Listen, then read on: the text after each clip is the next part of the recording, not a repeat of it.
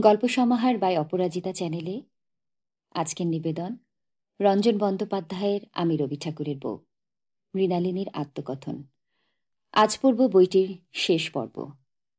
বইটির জবনিকা টানতে আশা করি আমার সঙ্গেই থাকবেন। মৃণালিনী দেবীকে কলকাতায় চিকিৎসার জন্য দিয়ে আসা হয় 1902-এর 12 সেপ্টেম্বর, 1309-এর 27 ভাদ্র। তাকে জোড়াসাঁকোতে রবীন্দ্রনাথের লালবাড়ির দোতলায় একটি ঘরে রাখা হয়। সেই বাড়িতে কোনো বৈদ্যুতিক পাখা ছিল না। দেখা যাচ্ছে এই লালবাড়ির ওই ঘরেই তিনি তার আত্মজীবনীটি লেখা শেষ করেন কলকাতায় আসার পরের দিনই, 13 সেপ্টেম্বর, মৃত্যুর ঠিক 2 মাস আগে। আচ্ছন্ন অবস্থায় মৃণালিনী বারবার বলতেন, আমাকে উনি বলেন, ঘুমাও ঘুমাও। সমীকে রেখে এলেন শান্তিনিকেতনে, ওইটুকু ছেলেকে ছেড়ে আমি কি ঘুমাতে পারি? বোঝেন না সেটা? মৃণালিনীর অবস্থা আশঙ্কাজনক হল 17 নভেম্বর। মৃত্যুর আগের দিন বড় ছেলে রথিকে শেষ দেখা দেখলেন মৃণালিনী।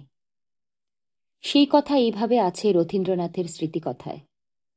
মৃত্যুর আগের দিন বাবা আমাকে মায়ের ঘরে নিয়ে গিয়ে শয্যা পার্শ্বে তার কাছে বসতে বললেন। তখন তার বাকরোধ হয়েছে। আমাকে দেখে চোখ দিয়ে শুধু নীরবে অশ্রুধারা বইতে লাগল। মায়ের সঙ্গে আমার সেই শেষ দেখা।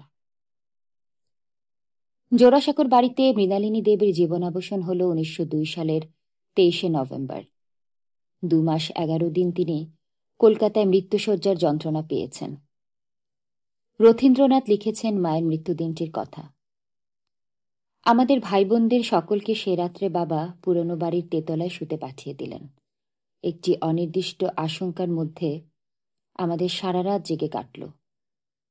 ভোরবেলার অন্ধকার থাকতে বারান্দায় গিয়ে লালবাড়ির দিকে একদৃষ্টে তা তাকিয়ে রইলাম।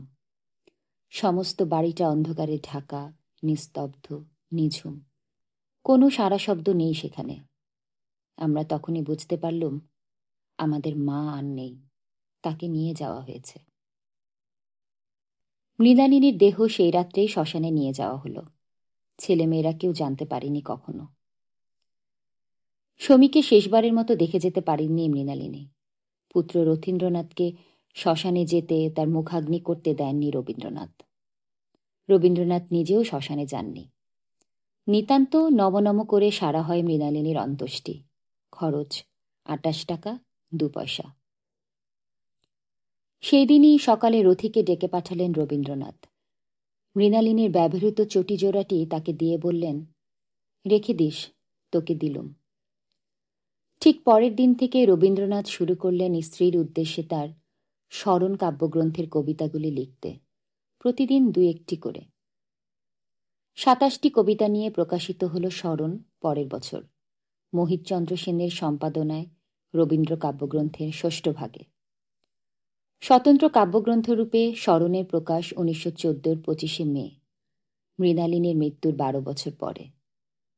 উৎসর্গপত্রে কোনো নাম নেই, শুধু একটি তারিখ, 7 অগ্রহায়ণ 1309, মৃণালিনীর প্রয়াণ দিবস।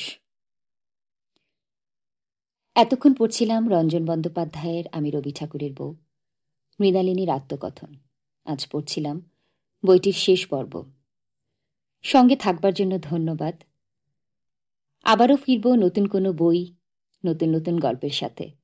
ততদিন ভালো থাকবেন সবাই, শরীর ও মনের যত্ন নেবেন।